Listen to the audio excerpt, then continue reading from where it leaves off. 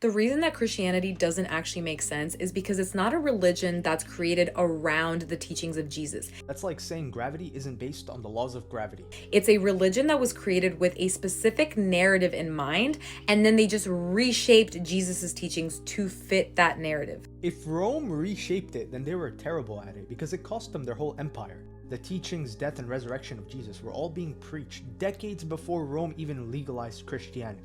The only thing Rome changed was from executing Christians to admitting defeat. Let's not forget that Jesus had a powerful movement that was not afraid to be killed, to be persecuted, and this was a huge threat to Rome. That's correct, and Rome tried to crush it for centuries. But the more Christians they unalive, the faster the faith spread. You don't get that kind of courage from a reshaped narrative. You get it from people who actually saw Jesus.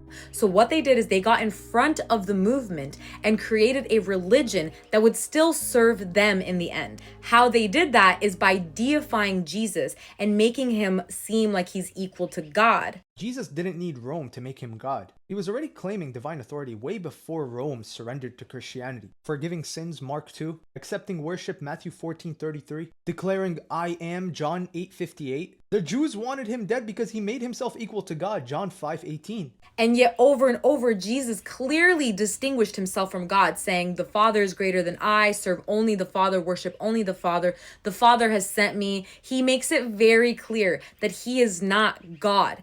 That's not denial, that's his humility. In role, the Son submits to the Father, but in nature they are one. That's why the Father calls the Son, O God, in Hebrews 1:8. The Jews who heard him didn't think he was speaking in riddles. They literally picked up stones and tried to stone him for blasphemy. You don't stone someone for using a nice metaphor about teamwork. They knew he was claiming equality with God. And yet 300 years later, Rome and a bunch of early church fathers create a creed and put Jesus up in the Holy Trinity. The Trinity wasn't invented at Nicaea. It was defended against heresy. The earliest Christian writings, way before Rome's involvement, they say our God when referring to Jesus. The creed didn't put him into a godhead, Which separated us from him, because now we can never be like him, which is what they want. Because if they had millions of Christed people walking around having the same effect that Jesus did, then their entire system would collapse. If Rome's goal was to keep people from being like Jesus, then the Bible telling us to be like him is probably one of the worst strategies ever.